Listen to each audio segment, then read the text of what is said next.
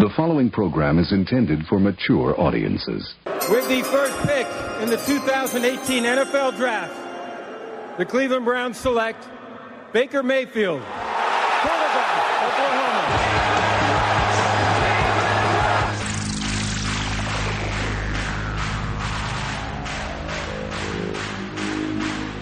What do you say we have a rock and roll party? You're listening to Basically a Sports Show. Follow us on Twitter at Basically Sports. Subscribe to our podcast on iTunes. And check out every episode of the show at basicallysports.tumblr.com. Now here's your hosts, Zach, Greg, Mike. And you're listening to Basically a Sports Show. I can't hold in this stuff anymore. Okay. Cleveland! We need to yell about the Browns. All right. Get it out of your systems. I had a shred of hope this time. It's like, okay, they have one, they have four. They have all this stuff like just set up for them. They could really make some moves to turn this thing around if they do it right. But at the end of the day, we all knew in the back of our mind, God damn it, these are still the Browns.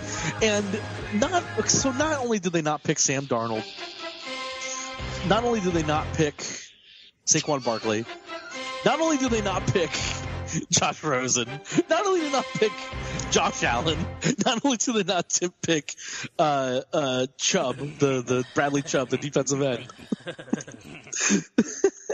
They picked their number one overall pick was somebody that wasn't even invited to the draft. Was he not invited, or did he choose not to go? I don't know. He wasn't there. My understanding was that he stayed home to be with his family. Well, yeah, but the guys who do that, the ones that aren't expecting to be picked number one overall. I don't know that there was anybody more surprised in the United States of America than Baker Mayfield when he went number one overall. So on the NFL's own website, right? This isn't some sports blog trying to get clicks. This is the NFL's official website. They've got an article, the 2018 NFL Draft. Bills, Cards, and Jets get their men. Browns perplex. They have it divvied up into love, like, and loathe. The Browns are under loathe. All right, Baker Mayfield was the fourth quarterback on the board by virtually everybody in that room, except the Cleveland Browns. Okay, now let me make my case, because I was with you guys when they first made this pick. I really was. I went, what? Baker May. I mean, I even texted you guys and they did it again. Oh, Gregory, have you finally drinking the electric Kool-Aid? I'm presenting a different side of the argument. Okay. It's the orange passionate fluoride that goes through the state of Ohio's water system. There are two things. First off, at first I was as perplexed as anybody. I'm like, what are you thinking with this pick? Yeah. I was blown away. I was like, really, Baker Mayfield? But then I started thinking about it. And I thought, is he a long-term solution? I don't think so.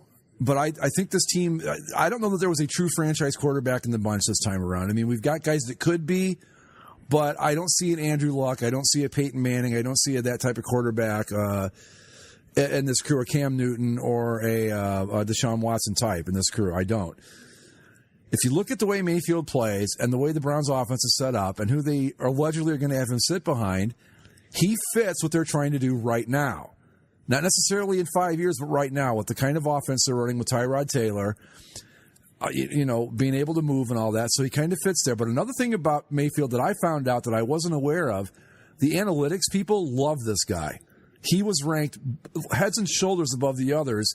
Is this why Jonah Hill drafted him? I guess so. But I don't think it's as terrible. Do I think it's the smartest move they could have made? No. And I think they could have. Greg, if you wanted Baker Mayfield as your quarterback, you could have gotten him at number 12. You could have traded that number 1 pick, stockpiled a bunch of more picks, and gotten him at 12. My issue isn't with the pick; it's that they took him number 1. Right. Greg, they could have gotten Saquon Barkley at 1. He's a guy who could help them immediately, and then you get Baker Mayfield at 4, and that maybe people feel better about it overall. But I didn't want Barkley, and I don't want to waste a top 5 pick on a running back. But Greg, I want to ask you a question. How many World Series did the Oakland A's win with the whole analytics thing? Well, how many did the Red Sox win with it? That's the better question. The Red Sox just became the Yankees. That's how they won. No, they use a lot of analytics. A lot of teams do. I mean, I know we like to mock it and all that. For the first one, maybe. But, teams use it. Look, am I saying that it's do I even agree with it? Not necessarily. I'm just saying that if you want to look at it from a logical standpoint, the analytics crowd loves Baker Mayfield. They look at his numbers. He's got the best numbers of the 4 or the 5 top guys. So if the Browns went that route, again, my issue isn't taking. I even think I said during the show, one of the shows, that I didn't think Baker Mayfield was a bad pick. Don't go to sleep on this guy. But taking him number 1 overall, you didn't need to do that. It was not necessary. He doesn't need $30 million a year. No. Here's where I'm at on it. One, I know the analytics like him, but outside of the analytics side of things, almost everyone else had him ranked below all the other top QB prospects. Yes. So I am kind of questioning the choice from that end. But even then, granting, okay, if he's the guy you want to go with, that's fine. But it goes down to, what Zach said and what you've been saying, Greg. Like, if you wanted Baker Mayfield to be your guy, there were ways to get him while also strengthening your position. I mean, exactly. Using a number 1 overall pick on him is just a waste, especially when you consider the resources they had at their disposal. They could have, I'm just repeating, what Zach said, but I mean, it's true. Just unload that pick. I think too, you say analytics, Greg. I have a different perspective on it. I've figured out the reasonings for their choices of Baker Mayfield number 1, and even that undersized cornerback at number 4. I have no problem with that pick. I have no issue with that at all. None. Well, Baker Mayfield, if you remember, torched Ohio State at Ohio State. Correct? Yeah. Mm-hmm. Sam Darnold, for instance, played Ohio State in the Cotton Bowl and got beat up pretty badly, right? Well, I don't know if that was as simple as that, but yeah. But what the Cleveland Browns love themselves some Ohio. They see one guy play well against an Ohio team, another one struggle, and they say, "That's our guy." They look, and then of course the cornerback just happen to be from Ohio State too, right? I mean, it's obvious, all right, that Baker Mayfield knows what it means to be a Cleveland Brown. I mean, that much is obvious. Yeah. I think that Cleveland Brown. I'm with you. I'm with you guys. Make fun of the number 1 overall pick all you want, because I agree completely. And my biggest, I don't mind either one of the picks. I think that Ward at 4, maybe a bit too high, but we've talked about it on the show a million times. In my mind, the 2 most important things in building a football team are the offensive line and the secondary. Yeah. And if you want to look around at the NFL, it's filled with good secondary players that played at Ohio State. I mean, it's almost like that's become their signature player these days.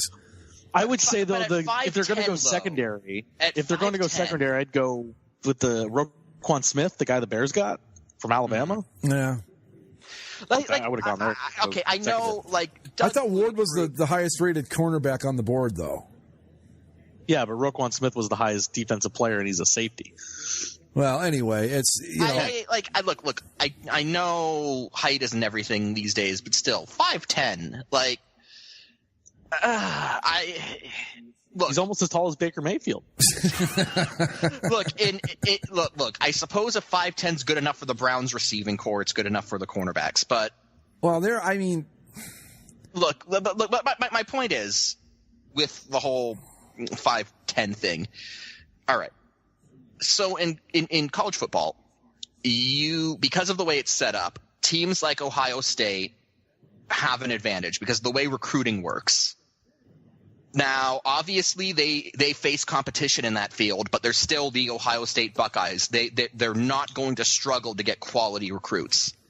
And I think that in a case like that, it's kind of easy. It's easier to succeed as a cornerback because you're playing against teams that don't have the best talent. You're playing against teams that don't necessarily – I guess I'm just saying that I don't know if someone with that stature can succeed in that position in the NFL. Hanford Dixon did it with the Browns. I mean, the guy that invented the dog pound, Frank Minifield, they were two of the best corners in the game, and both of them, barely 6 feet tall. Now, granted, that was years ago. I don't know the height of every cornerback in the NFL, but I know there are some guys out there that are his size, Yeah. I just, for most people, that seemed even a little high. And it just... Again, if they make these picks at 12 and 24, I got no issue with it. Right. Yeah. But the Mayfield pick colors everything else, because everyone else had. If you're not going to take if you're not going to take Darnold, Rosen, or even Josh Allen at number 1, then they say, well, maybe you take Barkley, and if you don't really want to go with a running back, then maybe you take Chubb, right? Yeah. For them to go at number 1 all the way down to Mayfield is just. It's still Cleveland Browns. Maybe it does work out for them, and they're the ones that get the last laugh, and that'd be great for them. No, we know that's not going to happen. But no, of course not. Like But what else did we talk about with the Browns? The Browns are a team that thinks themselves out of good decisions every single time, right? If you give them this much time to think about something, they're going to screw it up, especially if you give them too many options. Well, it's like, well, you have 1 and 4. Well, then the possibilities are endless. We could do anything with these picks. Yes, the possibility you can do anything. So do the right thing with them. Right. And here's my other thought, too, because obviously, like I've told you guys before, Sam Darnold is from one of the towns I cover. It's been a big deal, and I had to watch the draft specifically to see where he fell and then write some stuff up. So as I was tracking him through the draft process, it seemed to me that every single time anyone actually saw him play live, they said, oh, that kid's the number 1 pick, far and away. At the beginning, or let's go all the way back to when he first came on the scene, right? The Rose Bowl, where he beat Penn State. Oh, he's the Heisman Trophy favorite. He's going to be great. Before then, that carried through the offseason, into the season. People started to rate him high. First couple games, they still think he's the best. Then he loses a game, and oh, well, maybe he's not as good. Maybe he's a little loose with the ball. Maybe this, that. But then he built himself back up. And, oh, wait, Sam Darnold's actually not bad. Maybe he's playing himself back into the Heisman race. Then he loses a game or has the bad Cotton Bowl. And, fumbles and interceptions, and he's loose with his feet, blah, blah, blah. Then he declares for the draft. And everyone says, oh, you know what? No, Sam Darnold's a really good kid. Draft process comes and goes. People say, oh, how about Josh Rosen? How about Josh Allen? Then he has his pro day. And after his pro day, which was 3 weeks before the draft, everybody said, even with the Browns owner there, the Giants owner there, that's the number 1 pick. The Browns have already done it. The owner's talking to Sam Darnold's parents. This is a done deal. There's no way that he's not the top prospect in this draft. He should be taken. But then the Browns had 3 more weeks to think about it, and they got to Baker Mayfield as the number 1 pick in the draft. I have the perspective of Darnold here, but I just think that nobody ever said that about Baker Mayfield at any point, that he was the guy that you want to take. What I said about Baker Mayfield was he's a good pick. Like if he's available. Well, I think we were talking about like if he's there when Arizona drafts, or if he's there when a team down the board that has a quarterback need drafts. Baker Mayfield wouldn't be a bad guy to take a shot on. No one said he was number 1 pick overall quality, which is why had they traded the pick and dropped down to, say, I'm looking here, okay, down to 10, where the Cardinals were, who needed a quarterback. They want to drop down to 10. Let the Cardinals make a trade with all the Cardinals traded up, but let's just say they go down to 10. And they go, we like Baker Mayfield at 10. I go, all right, it's a little bit of a stretch, but I can see what you're thinking. You don't like any of these quarterbacks enough to go number 1 overall, so we'll move down, stockpile some more picks, get Mayfield, and we got our guy. He, a stopgap, maybe he turns out to be a franchise quarterback in either case. We picked him at 10, it's a big deal, or even further down the board. Taking him number 1 overall, I don't understand it a bit. Other than the fact that the analytic people all had him ranked number 1. No one else did, just the analytics guys. I don't know what the logic is behind it. And that's what drives me crazy. And, Ward at 4, you can debate that. I mean, there's a lot of Ohio State defensive backs that play in the NFL. It seems to be a position they're good at producing NFL quality players, so I'm not going to worry about it too much. But Mayfield at 1. At the same time, though, it is kind of a case where it's like, did the Browns just go full Ohio again. I don't think so. Not with Ward. No, he was ranked. He was a guy that he was a top 10 pick. People were saying about him, so I don't think that was the case. Here's another thing I want to throw at you. When I say shorter but mobile Heisman Trophy winning quarterback with an attitude problem. Does that remind you of anybody else? Oh yeah, Johnny Manziel. That's been the thing here ever since they drafted him. Greg, you're saying it wrong. It's Johnny Football. Johnny Manziel, the sequel. That's what's been everybody's been saying. Yeah. Look, I don't know that. The way I look at it is like this. Okay, Rosen didn't want to play here, so he was off the board. You don't want to do that. I mean, I don't care how good the kid is. He didn't want to be here, so why bother? Allen turns out he's a racist, so maybe you want to stay away from that too. He's not a racist. He's not a racist. He's just a dumb teenage white kid that was quoting a rap song. But anyway, and he's a project, and I don't know that the Browns wanted a project. Yeah, which comes down to Darnold or either Darnold or I guess Mayfield. And for some reason, they like Mayfield better. I mean, I can't explain it. And again, I'm fine with this pick if it's at number 13. I just think number 1's way too high. Yeah. And I mean, I almost see the logic behind it. It's like he's similar to Tyrod Taylor. And for what they want to do here's what my thinking on it is. This team wasn't looking at this as we're building for the future. This team was looking at this as we went 0-16 last year. We have to win games this year. That's all it was about. And he fit what they need to do to win 5 games next year better than he fits any long-term plan. That makes sense. That might be true, but that is a terrible way to try to build your franchise for the future. I agree. Okay, I understand you went 0-16 and that was embarrassing, but if you go into it, if you waste a number 1 overall pick on a QB who was going to be there at 12. Oh, he probably would have been there at 20, to be honest. And if you're going to do that, and your entire justification is, he might win us 5 games, that's a bad decision. I agree, but I also understand the thing. I mean, I don't know if that's literally what they did. But the more I thought about it, the more I thought this is a guy that can play, and for this team the way it's set up right now, there's no future about this. This is a right now move. We need a guy that can step in. If Tyrod Taylor, I mean, they're basically the same quarterback when you boil it right down, kind of undersized, pretty good with keeping no turnovers, can run a little bit, good accurate passes. Here's the thing, though. And it's good for them right now, and maybe they're just trying to get themselves back up to a certain level. Right. And then they want to try to compete. But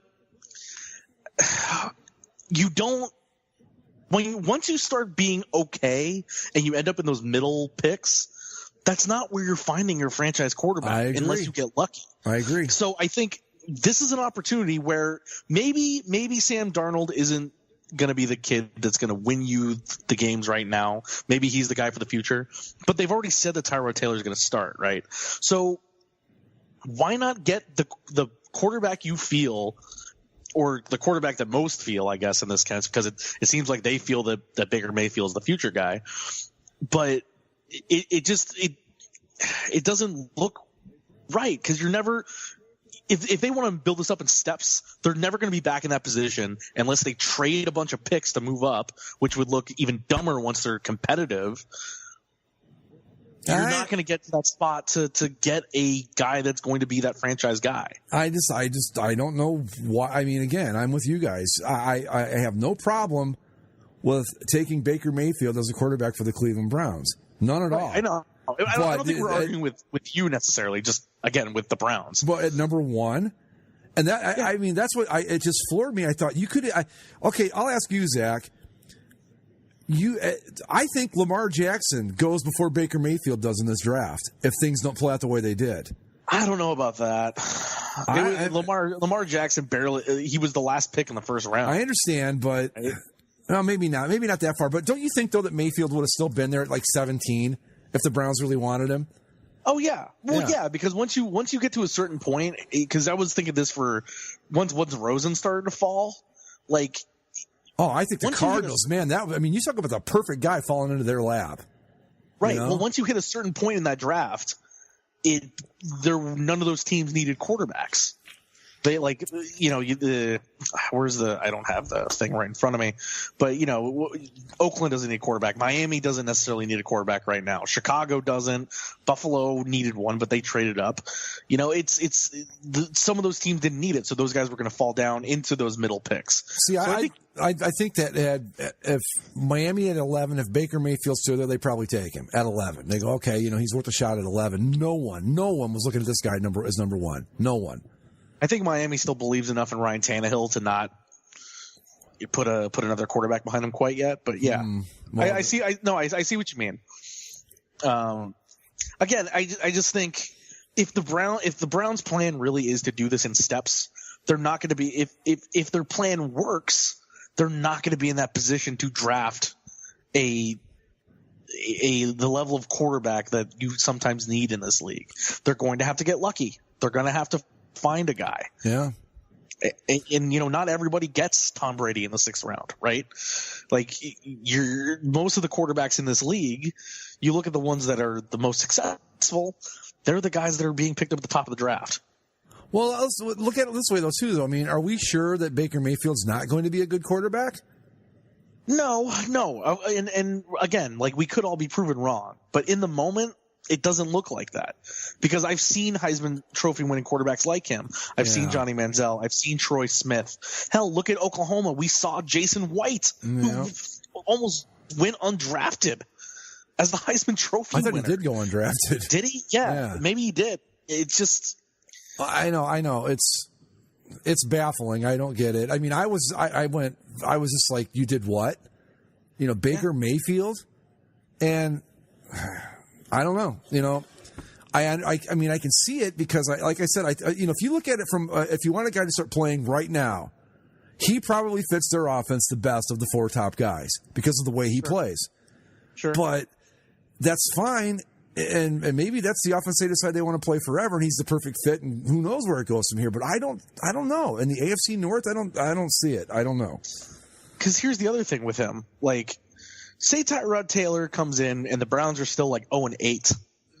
Are they still going to be committed to starting Tyrod Taylor for a full season? No, I think Baker Mayfield. Or the fans going to start chanting we want Mayfield. The minute Tyrod Taylor, if Tyrod Taylor doesn't lead them to a touchdown on his first drive of the opening game next season, they're going to start chanting for Mayfield. That's as simple as that. But isn't that what they always do though? Yeah. I don't know. It seems like if you got Tyrod Taylor and you go out of your way to say he's going to be the starter next year, no questions asked, then it seems to me then you've got to commit to that. If you draft Baker Mayfield with the idea that Tyrod Taylor is going to be the quarterback capable of grooming him, then you've got to let that process play out. Now, I disagree with that whole notion. I think we've seen and we've talked about it on the show that the era of we got a QB in the draft, we've got to sit him for a year or two is flawed. We've seen plenty of guys come into this league their first season and prove that they can play. But if the Browns have decided that's what they're going to do, and that's the plan right now, then I think you've got to let Tyrod Taylor do his thing, because what's going to happen? What are you going to do? They have a lackluster season and they throw Baker Mayfield to the wolves after they're 0-8. Is that going to do him any favors? You wasted a first overall pick on the guy. You can't I understand. Don't ruin him by putting him in a situation he can't win. I think that whoever the best guy is coming out of camp next year is going to be the starter. I know what Hugh Jackson's. Here's my thing. Forget all the stupid draft picks and stuff. How the fuck does this guy still have a job? I'm serious. How I'm do sitting you here fill the job after going 0-16? That's what I'm saying. I mean, I'm sitting here watching this idiot after 14-2. I'm sitting here watching this fucking idiot being interviewed during the draft, and it hit me. I was like, how the fuck did you even keep this job? You didn't want to. You won one game in 2 fucking seasons, and I'm sitting here thinking that you know the answers to fix this team. Are you kidding me? Schottenheimer was fired after going 14-2, and this schmuck keeps his job. Right. That fucking is so. It has to be that the Browns want to keep him in place so they know that they can get a top pick again. Like that's the only thing. That's the only thing that can make sense. But I mean that's unfair to Hugh Jackson though too. Like, and of course they could never tell him that, but he has to know. He has to know that you can't just win one game in 2 seasons and be okay. That was what It's what, like 4 games in 3 seasons? Yep. Yeah. I mean, I was sitting there, and I'm like everybody else. I'm thinking like Baker Mayfield, Denzel Ward, blah blah blah, and then they bring up an interview, and I went, "Hold on a minute, let's skip all of this. How is this guy still even here? And what the hell?" He's like, "And we've got this plan." I'm thinking, "Your plan? You've had a plan for 3 fucking years, and we've seen the results. I don't care. Come on. I mean, no, I hear you. I don't even. It's like, how did he keep his job? I mean, what in the hell makes the ownership or John Dorsey or anybody else think that this guy is going to turn it around? He's won 4 fucking games in 3 years. This is exactly why when we see them pick Baker Mayfield, we just go, Browns God damn it, Browns. But think about it for a second. They're never going to get the benefit of the doubt on any of this stuff. And think about this, the only way they get the benefit of the doubt is if they pick the guy that everyone's like, if they pick Sam Darnold, no one would be saying anything about that. No. Just be like, well, hey, the Browns picked the guy they're supposed to pick, and we'll see what happens. And think about this. It's not lambasting them like everyone is. And think about this too, guys, with Hugh Jackson, okay? We've got a record of 4-48 in 3 years, okay? Mm-hmm. And it went from 3 wins to 1 win to 0 fucking wins, and he still has his job. Is there, like... I mean, where else in the entire sporting universe, pro, college, little league, I don't give a shit at what level it is, do you get to be that terrible and get an extension? Except in Cleveland. I don't know, but I want to be the Browns head coach because that seems like a job with 0 accountability. Yeah. That was what floored me. I started thinking about it. I'm like, oh my God. It just occurred to me that this guy is this terrible. And he's under talking, yep, this is going to work out well. And I'm thinking, what were you saying last year about Deshaun Kaiser? And I forget who else they drafted last year, or the year before that when they drafted, I don't know who, And it's like, it's been the same bullshit for 3 years. And what I've seen is diminishing returns. The law of big numbers says it would be damn near impossible to get worse for 2 seasons in a row after you won 3 games, right? I mean, how hard is that to do? Well, what did the Factory of Sadness say? It is, more likely to be like a team is more likely to be good on accident than it is to be this consistently bad. He won 3 games. It's statistically impossible to be this bad this consistently. 3 games in 2016 and was 66% worse the following season. And then I don't even know how you do percentage from 1 to 0, but it was, like 100%. 100%. In 3 seasons, he got 100% worse from 3 wins, mind you. Yeah. I mean, what other team in the entire universe would keep a guy after that? And I don't know. And it's like, well, we got rid of the other guy, the Sashi Brown and the GM and all that. It's like, I don't know if necessarily he was the problem. I don't know. It all started because, where this whole thing got started? Was Carson Wentz. Hugh Jackson wanted Carson Wentz. The front office didn't. And I guess apparently Jimmy Haslam must think that, well, Hugh Jackson wanted Carson Wentz, so he can't be that stupid. Well, fuck. How hard is it to figure out, hey, Carson Wentz is going to be pretty good? If we can do it, come on. So you're going to base your head coaching choice on a guy that had one good idea that everybody else had too? Come on. It's the whole thing's, you're right. You know what? It's as ridiculous as it looks. And what did you say, Zach? Like dumbest team in the history of sports? Oh yeah. Well, you said, Mike, we were texting back and forth. You're like unprecedented. We should just shoot, or what was it, like fire them into the sun? I said, why bother? They just missing it one of Jupiter's moons or something. No, and then you said like they would just end up crashing into the moon and just disrupting the tides. Yeah, and causing cataclysmic climate change or something. And then the Browns. Well, I guess the Browns killed us all. I mean, you know, when you really take a step back from it, I mean, I know the draft pick is a head scratcher and Denzel Ward's a head scratcher, but when you really take a step back and look at Hugh Jackson, that's where you really go, what in the world is going on with this team? You know? Just when I try to think of like the worst teams that I've experienced watching, you're not going to come up with one. Well, it's either them or the Clippers. I can't. Okay, it depends on how far back you go with the Clippers. But well, I mean, let's take. I mean, in terms of like a stretch of time, let's take the late '90s, 2000s Clippers, right? Yeah. Like the Olowokandi, Elton Brand. Oh boy, those Clippers. Yeah. Like the Donald Sterling Clippers. Yeah. Like they just. They were comedic in how awful they were, but like they were funny. I don't think I ever felt bad for the Clippers. They were just funny. The Browns, I legitimately feel bad for, and at a certain point, now it's not even. I felt bad, and now it's turning to just anger at them because it's like I'm not a fan of the Browns, obviously, but. Sitting here as somebody that enjoys watching sports and doesn't want everybody to be garbage forever, it just baffles my mind how they can keep doing what they're doing and thinking that it's okay and that they're going to fix it because they never do. They never do. They're just they're so bad, so inept and terrible. No, and again, like I've said from the very start, if we're having this conversation and they've taken Baker Mayfield at 10 and Denzel Ward at 17, we're going, hey, they had a pretty good draft. Well, you see, here's the thing. If they took those players at those drafts, it would have implied that they would have traded those high picks for additional picks to further strengthen the team. But they didn't.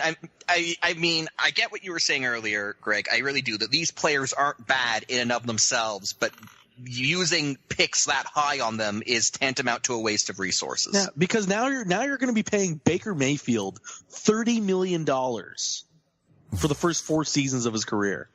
And what if he ends up being a bust? And in one of those years, you've committed to already sitting him on the bench, supposedly. Well, that's another thing, too. That's what bothers me, too. That's what really got me off on this Hugh Jackson thing. We've already decided Tyrod. You haven't seen the guy play a single play in training camp or anything else for the Cleveland Browns. Sure, you've seen him with Buffalo. You've seen him with wherever else he was at Virginia Tech. You have not seen him play one play in a Cleveland Browns uniform, and you're already positive he's your starting quarterback. Who in the world? I mean, what makes you think that he's that clairvoyant that he already knows this?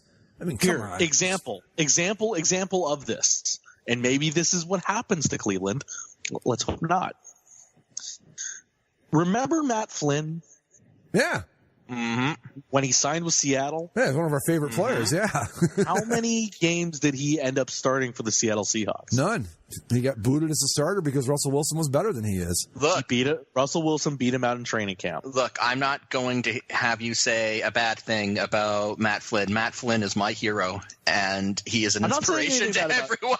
I'm not saying anything bad about Matt Flynn. I'm just saying that, like, sight unseen, sure, Tyrod Taylor works. But what happens if he comes in and all of a sudden he's just not good anymore? Because that happens with NFL quarterbacks where it just goes off a cliff. Here's the thing, especially for a guy like Tyrod Taylor who isn't always he's never been a high-end talent. He could be out of the league tomorrow and nobody would know. That's not to say we're acting like he was good to begin with. He's serviceable. Right. He's a guy that, like, he's a backup. His stock went up last year because they put him in against Nathan Peterman, who threw like 5 interceptions against the Chargers. All right. Well, yeah, but that's the thing. It's like Tyrod Taylor. He looked good by comparison. I mean, I don't know. Is he just the best available quarterback they could get? I mean, because I'm not knocking the guy. I mean, he's serviceable. He's not terrible, you know. But if they looked at Tyrod Taylor and thought, this is the guy that's going to take us over the hump, wow, you're more delusional than I thought. But it's just the way they went about it. Baker Mayfield, number 1 overall. I mean, I liked Mayfield as a pick for anybody. You know, I thought he's got a shot at being a decent quarterback, but not number 1 overall. Come on. No. Ward, I can argue Ward one way or the other. I can say, okay, yeah, he's a little bit short, but the guy's a great lockdown cover cornerback, and you know what? That's a very important position on any NFL team, and if you can get one, you grab him when you got the chance. Before we go to the other picks, did you guys watch any of the draft this time? Yes. I watched some of it. No, I kind of. I watched it on the NFL website. What do you think? This is the second, or I guess the third year now that they've done it outside of New York. Yeah. But only the second time they've done it outside of a theater, right? I don't know. Do you remember where Chicago's was? I think it was at a theater, wasn't it? I think so. But Philadelphia was outside in a big setting, and now Dallas was in Cowboy Stadium. What do you think of the actual setup for it? Yeah, it was all right, I guess. I don't know. I kind of like it in New York. I like it the way they used to do it. That's kind of It my seems preference. it seems like one of those tradition things that shouldn't be broken, or you can just have the draft in New York. Right, like I like the idea of the draft traveling around so different fan bases get it. I mean, they do this in the other sports, and they did in the NHL for the longest time. They still do. Yeah, I know they still do. Yeah. NBA was always one place usually. Yeah, it was always some back room where they could rig it. God, and the MLB is always in. They never televised it because nobody cares. Yeah, now they televise it and nobody cares. Yeah, they televise it in MLB Network studios, and it looks just amateur. It's horrible because first off, you're drafting these kids that may never even see AAA ball, let alone Major League Baseball. With the draft pick in baseball, my goodness. But I still love the NBA draft though for the Zionist draft wheel. But yeah, with the NFL, there was just something to it. Was the draft in Radio City Music Hall was always such a thing that it just. And like before the Jets picked, they showed the montage of the Jets fans like complaining over the pick. You don't get that with the draft moving around. Like, yeah, fans go to it because who wants to take a trip to go see the NFL draft? I don't, whatever. But yeah. Anyway, speaking of New York, they had 2 picks in the top 3. Number 2 overall was Saquon Barkley out of Penn State to the Giants. Who I believe, on our text said something along the lines of, well, I guess the Giants are as dumb as the Browns. I don't think so, because I think from what I see, the Giants could have gone one of 2 ways, right? They either think that they're on the downside, that last year was the harbinger of things to come, and they should pick a quarterback to let Eli mentor over the rest of his career and move on. Or they think that last year was an aberration, and that they think that every year the NFL has that bounce back team, and they think that they're it, so they get a guy who has a more immediate impact like they do with Saquon Barkley. Well, I don't think that Barkley, again, like Mayfield, I don't think it's a bad pick at all. But number 2? A Penn State He was the number 1 overall pick.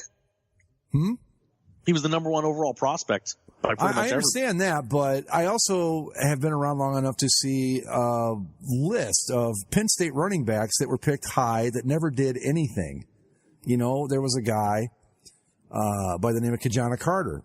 That Penn State, very similar to Barkley, dominant player in college, blah, blah, blah, et cetera, et cetera, et cetera, never did jack in the NFL. The New York Football Jets, there was a guy from Penn State, really highly rated prospect coming out. Some thought maybe the top pick overall named Blair Thomas, didn't do anything. The Andy Chicago Bears, Curtis Enos. We could call him up right now. You could do 20 minutes of Curtis Enos without even batting an eye. That's what worries me about it. But if the kid's as good as they say he is, and he may very well be. And if he can be the impact player that the Giants think that he can be, they could turn it around quick this year because that gives them a dimension on their offense they just have not had in a while. And their defense is pretty solid already. And you've got the good receivers with Beckham and I forget the other 2. But, and I don't think Eli's done yet. I think he could still play a year or 2 more. So who knows? I don't know that I'd go that high on a running back at number 2, but. Yeah, like maybe it's Trent Richardson, I don't want to say syndrome, but sort of like a sort of feeling cautious about the whole thing after that. Makes you leery, yeah, absolutely. And maybe this guy turns it around, and to be perfectly honest, he doesn't even have to be an all-star runner. He just has to prove himself to be capable and reliable. And I think people will say, yeah, that was a good pick. But it's odd. It's odd because like Eli might not be retiring at the end of this year, but he is reaching the end of his career, and you got to start thinking about what comes after Eli if you're the Giants. Yeah, I agree. The last Penn State running back drafted in the first round was 2003. The 27th pick, the Chiefs selected Larry Johnson. He turned out to be pretty good, actually, for a couple of years. Okay. Yeah. Again, then before that, the Bears picked Curtis Enos, number 5 overall. But with the Giants, I think that they had a bad year last year, but Barkley, if he's good and can get the job done, it makes the passing game easier, obviously. And yeah, we look at Trent Richardson, but we forget about Ezekiel Elliott, who went 4 to the Cowboys a couple years ago and just dominated the league. So who knows? That's all about the offensive line, too. Yeah, and that's the thing too. I don't know what kind of line the Giants have, but that's what it boils down to. Everything else too, like with the Browns. Okay, maybe Baker Mayfield might be the next Joe Montana, or Drew Brees, I guess, would be a better, more apt comparison. But not if he's running for his life constantly. So I don't know. Anyway, how about the New York Jets, though? I got to think that when they were sitting there and Sam Darnold's still there, they're going, okay. Like, you sure? Like, did somebody get skipped and we have to, like, run as fast as we can up to the board?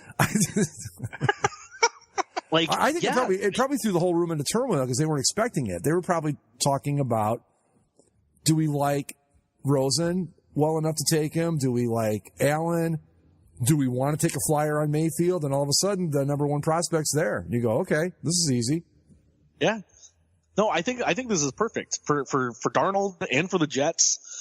Like the Jets have a pretty decent defense, right? Like they're a team that you get somebody in there that can turn this around quick, and maybe you're good. Yeah. And the thing too with the Jets, you got to look at the division because yes, Brady is going to dominate the division until he retires. But really, I mean, we think Brady could go for a while, but he could also play 1 more year, 2 more years. He could be done at any time. I think we started seeing little tiny chips in the armor last year that his age is catching up with him. And he could be done at any time. And it's not a progressive thing. I think it's one of those things where it's just he's going to wake up one day and it's just not there anymore. That'll be that. Well, I mean, we saw that. I think Peyton Manning is the best example of that, where in his final season, like he was Peyton Manning 1 week, and then the next week it was just awful. Right. And yeah. But the point is, Brady isn't going to be around much longer, and so if Darnold can be what people say he is and what he showed in college at his best, then the Jets might be in the position of all of a sudden being the team of the NFC or the AFC East. Yeah. Right? Because they'll have the quarterback unless Josh Allen also, transforms into what people think he could possibly be at his ceiling. Do you guys remember what we all said about the Jets at the beginning of last season? Yeah, they were supposed to be the Browns that we're talking about this year. And the Browns are supposed to be this Jets team. Remember, we were like that. Remember, I mean, the big thing was the Browns are actually better than someone, except, oh, wait, no, they're not. Yeah. And whether or not Darnold actually plays, he's going to be behind Josh McCown. Right. To at least start off. He's a good fit for them. He's probably not a bad guy to learn from. No. Really. No, I mean, he's not like the greatest quarterback ever, but he certainly has the knowledge. Yeah. You cannot, I mean, he cannot have the physical gifts or the attributes to be able He's a wily veteran. Yeah, but he knows a lot. That's for certain. I just think the Jets were just like, holy hell, did this really just happen? Well, you knew the minute, well, maybe not, because they might have thought, maybe the Giants, when they saw that happen, thought, okay, the Giants are going to take Darnold at 2. We're still looking at Rosen or Allen, basically. You know, but then when they took Barkley, they're like, okay, throw out everything we just talked about because we're taking Sam Darnold, and there he is. Yep. Nice pick. I like this pick for the Jets. I think that they might surprise next year if he turns out to be good. This could be, if the Jets, if everything breaks the Jets' way on this could be one of those things where, like, the story of how the Jets got good is that one stupid draft where everyone lost their mind. There's going to be a 30 for 30 on this in 10 years, or how the Cleveland Browns turned the Jets into a dynasty. God. We'll skip over the Browns again because we already talked about Denzel Ward. Bradley Chubb to the Broncos at 5 is fine. Which I guess this means that they're going with Casey Keesum. Right. That was my thought, too. Yeah, they but either think go about quarterback or Case Keenum. Think about that defensive line now, though. Von Miller and this kid. Yeah. And that defense is still pretty solid. And if Keenum, boy, I don't know, though. I mean, yeah, he had a good season last year. He had a good season, but we've all seen Case Keenum. We've all seen it. And we all saw what happened with Casey Keenum in the NFC title game. Yeah, all right, let's not forget. My whole thing with this is it's obvious what the Broncos are doing. They're stacking their defense because, if I'm John Elway, I'm probably going we won a Super Bowl with a monster defense and a 30% Peyton Manning. Yeah, and what was left over of Peyton Manning, basically. Yeah, right. And it's Casey Keenum, if he's just even half as good as what he was this past season, then, we should be able to we should be able to ride the defense to another title. But again, it's Casey Keenum. If that was the peak, there's always if last season was the peak, there's always the valley of Casey Keenum. Yeah, and this, we're not talking slight, gently rolling hills like we have in Ohio. We're talking mountaintops in Colorado where you're up and then you're dropping 6,000 feet. Hey, appropriate. Ask Los Angeles Rams fan Zach about Casey Keenum. No. The Colts did a smart thing too. Yeah. Hey, our quarterback keeps getting sacked and injured, and we need to keep him upright. Oh, let's draft an offensive lineman. It's it's a good thing that they finally realized this after I had jumped off the Colts to my new hometown Los Angeles Rams. Do you think maybe they could have figured this out before Andrew Luck was pulverized into a fine paste? Yeah, 4 years ago, probably would have been a nice thing to start drafting. I tell you too, man, I've read a lot of people that this Quentin Nelson, people are just raving about this kid as a player. Yeah. So, yeah, that's he's what described Colts, here in his draft analysis as a road grader. Yeah. Okay. But yeah, that's what the Colts needed to do. They made, for once, they made a smart move in the draft. Yeah. You get a lineman that can protect and maybe establish a running game, which, gasp, the Colts with a running game? No. Couldn't happen. That's the thing, too. I think the Colts... What happened? Oh, come on. Don't you guys remember The Edge? Yeah, I do, but that's it. The Colts are another one of those teams that if Luck comes back healthy and this Nelson kid can fortify the offensive line a little bit, they can be back to competitive again a lot faster than we think, too. I think because that division's garbage too. So it's a garbage division, and they've got talent. They just losing Andrew Luck kills you. And I forget who it was. Jacoby Brissett, right? Or what's Jacoby Brisket? Yeah, Jack-o'-lantern Biscuit, as I called him.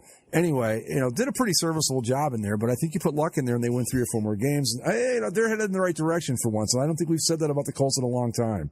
I mean, do you think though that do you think, Zach, that the Colts can overcome the monster that is the Jacksonville Jaguars? Yes. Okay. Well, okay. I think you're leaving out part of the Jaguars' new philosophy and their new strategy, which is to put teams to sleep with those boring uniforms. They're 30% lighter uniforms that'll make all the difference. The Colts, no matter what, have already won the AFC South uniform title. Yes. Oh, they've had that locked up for a while.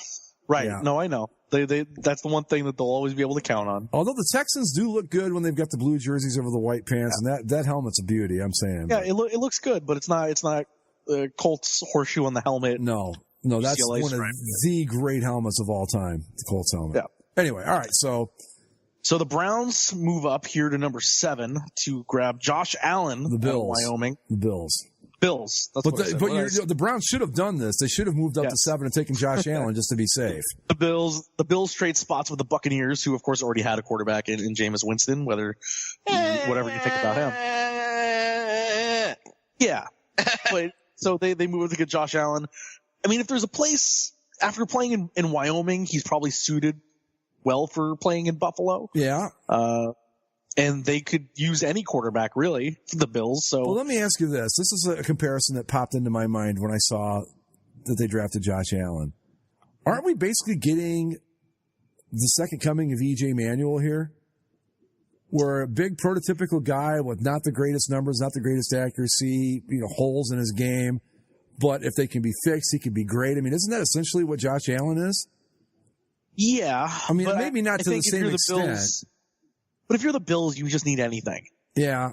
Because, since they lost Tyrod Taylor, who's the quarterback there right now? Is it Nathan Peterman? Oh, that would be too much. It is. I believe he is. So you got to get somebody. And why not get it on a kid with this kind of talent? The coach didn't regret his decision to start Peterman. Come on now. I will say this. I'm glad that if the Browns weren't going to take Darnold, they didn't take Allen. I will say that. Because I liked Allen at first until I started really taking a look at how he plays. He's got some issues. And I'm not talking about the shit he did when he was 14. Who cares? But he's prototypical. He's like I said, he's like Carson Wentz. He's got the size and all that stuff, but he's not Carson Wentz. The problem with being like Carson Wentz is that you're not Carson Wentz. And that's an issue. But 6'5", 237, he's a big dude. Right. He can handle himself. He's built well for Buffalo and for the weather and all that there. Yeah, he's built well for that team. And he could be good.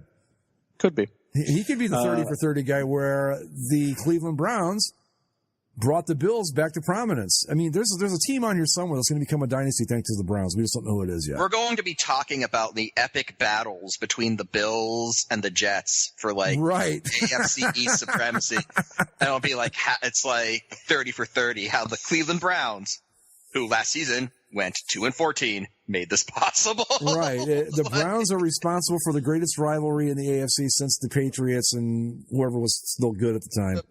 Like Patriots Colts, right? Yeah, right. 8, the Bears picked up Roquan Smith, who I think I said earlier was from Alabama. Apologies, Georgia linebacker. Oh, yeah. I remember him being great in some of those playoff games. In the Rose Bowl and against Alabama in the championship game. He was a standout. I think it was a great pick for the Bears. Good, solid linebacker. Yep. They're building. They're still working on it. I think the Bears are quietly. They're going to be sneaky good this year. I think they're quietly putting together a nice little team over there in Chicago. The Niners pick up an offensive tackle, another lineman from Notre Dame. I have nothing to say about him. This next one is my favorite pick in this whole draft. This is probably the most interesting one. Is the Cardinals trading up with the Oakland Raiders to select Josh Rosen, who was visibly and definitely pissed after falling as far as he did. Yep. In the drafts, and now he's got a little chip on his shoulder. And for once, the Cardinals, who just needed a quarterback the last 5 years, they finally listened to us. Draft one. And he's as much as I hate UCLA and I didn't like Josh Rosen when he was playing there, he is a good quarterback prospect. Will he translate well to the NFL? Everybody thinks he's the most NFL ready passer out of the group of quarterbacks at the top. Well, so maybe he'll beat out Sam Bradford right away and take the chip on his shoulder to the rest of the league. Rosen played in the most NFL style offense of the four big names, right? UCLA did a lot of under center stuff, like pro style offense, if I'm not mistaken. Yes. And the Cardinals needed a quarterback. And when I saw I was like, I think this is of all the quarterbacks and all the teams that needed a quarterback, I think this is the best match of the bunch.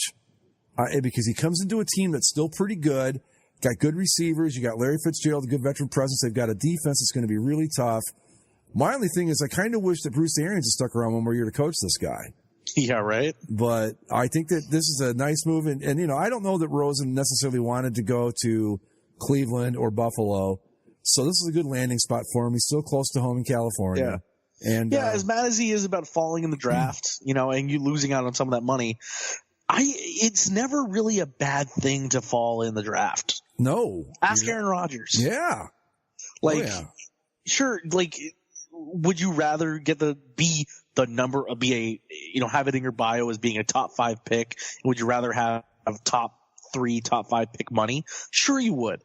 But would you rather play for a team that is a decent quarterback away from messing up some people's seasons, being a potential playoff team? I think that would you rather play for the Factory of Sadness? Well, that's the thing. Tim Couch has at the top of his resume number 1 overall draft pick in the NFL draft. Well, look what good it did him. He probably doesn't know his name these days because he got the hell kicked out of him so much. But with Allen coming in or not Allen, excuse me, with Rosen coming into Arizona, all of a sudden that NFC West is going to be just a mother of a division, I think. As an NFC West fan, not pleased with the additions of the quarterbacks that are now in this in this division, where it looked like the Rams were going to run away with it. The Niners are going to be tough. Oh. The Cardinals, if Rosen is good, are going to be tough. Yes, the Seahawks are on their way down, but they're or are already down. But Russell Wilson's still the luckiest motherfucker I've ever seen throw a football. So they might half-ass their way into 6 or 7 wins that they don't deserve. Who knows? Yeah, it's going to be. I really, really like this pick for the Cardinals because they needed a quarterback, and I think this is the best fit for the offense they run. It's the best spot he could have landed because he's on a good competitive team. He's not coming in expecting to be the savior. They needed a quarterback, but they weren't Cleveland Browns, New York Jets, even Buffalo Bills to a lesser extent desperate. These guys are in a great spot, and they picked up a franchise quarterback at number 10. Which, the Browns, you could have gotten Baker Mayfield at 10, but whatever. And I really like this pick a lot. This is, like I said, my favorite pick of the whole draft. And then the rest of the first round is kind of ho-hum. Yeah. Guys going where they should. Teams picking up what they need. I kind of like the Falcons pick, Calvin Ridley out of Alabama. Yeah. That's a guy that could help that offense. Well, you throw him in there with Julio Jones and Taylor Gabriel and what's his name? What's his name? Sanu? Yeah, Mohamed Sanu. Right. Yeah. I mean, I think the Falcons might actually be, because had they gone a very long, forever, they'd never made the playoffs 2 years in a row. Now they've actually done it, but I think they might be leveling off to being a competitive team for a while here. Yeah. Yeah. I also like right behind them the Seahawks picking up Rashad Penny out of San Diego State, he was the NCAA leading rusher. Yeah. Out of San Diego State. Marshall Faulk-esque. Yeah. That's probably a good pick for them, although, I don't want to see the Seahawks get better. But that's a nice pick for them. And then rounding up the first round, the Ravens traded up to pick up Lamar Jackson, who wants to be a quarterback. And I think the Ravens said are going to let him start being a quarterback. I like this move by the Ravens. I do. I like it a lot. Yeah. Yep. I mean, what do you got to lose, really? You're not going to get. I don't know what else they needed, but Lamar. You look at like a guy like Baker Mayfield is undersized in that, and you go, okay, maybe. I think you can do the same thing with Lamar Jackson. He's undersized a little bit, but he can play, and that's important. And he can play, but we've seen his type of quarterback try to go to the NFL and it doesn't work. Yeah, I know. That's right? true. Like, he's a great college player. He's an incredible athlete. But is he going to be stubborn like Tim Tebow was?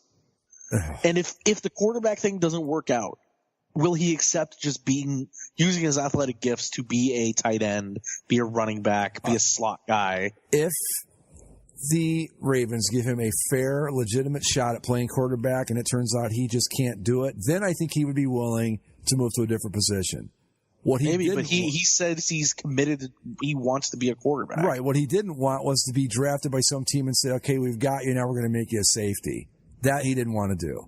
But I think if you give him a fair shot at playing the quarterback position and he realizes, okay, I can't do this, like Terrell Pryor kind of did. Okay, I can't play quarterback. I'll play wide receiver. Turned out to be a decent wide receiver. So that's what I think you might see with Lamar Jackson. But I think it's a cool pick. I like the rolling the dice of it. So we'll see how it works out.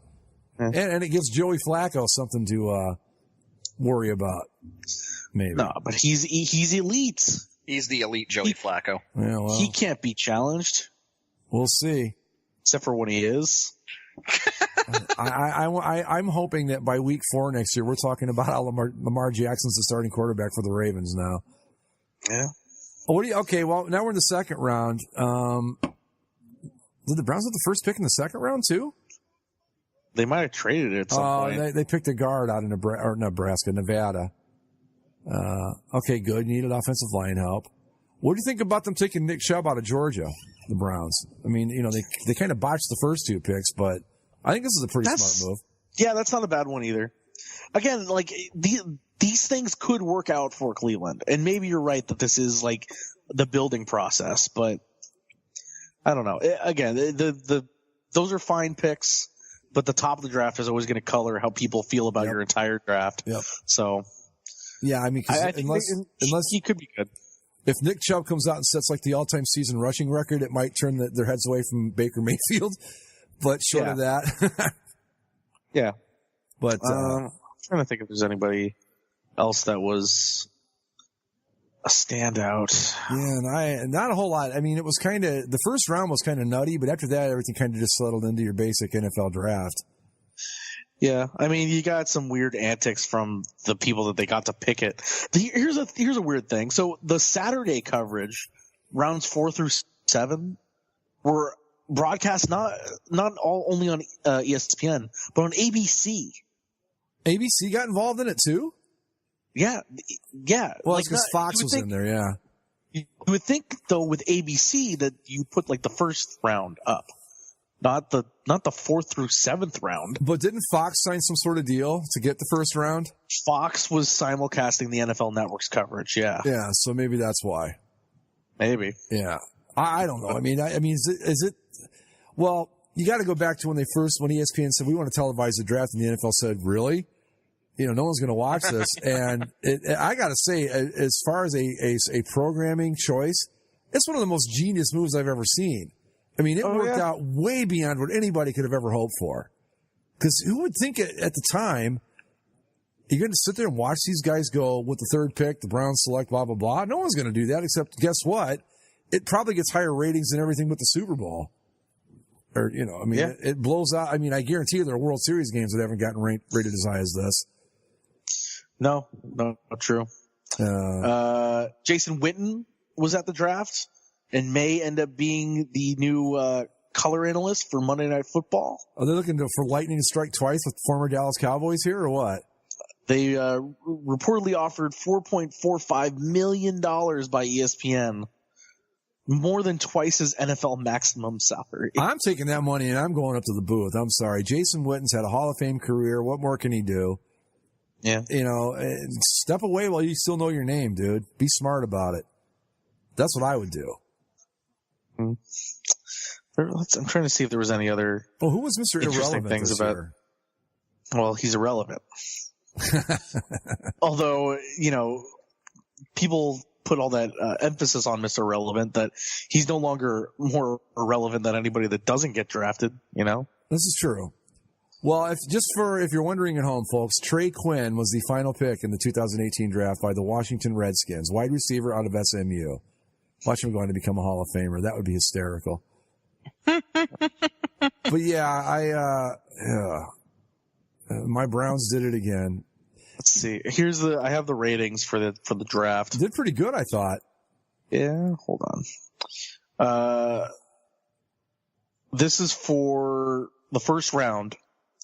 ESPN got a 3.9, Fox a 2.9, and the NFL Network a 1.5. That's pretty solid, I think, for what you're watching.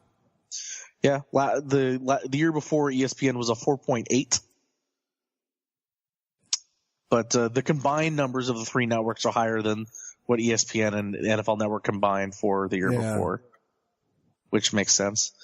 5.36 million for ESPN viewers, 3.736 million for Fox, and 2 million for the NFL Network. Well, before we finish up with it, how do you guys feel about what your teams did in the draft?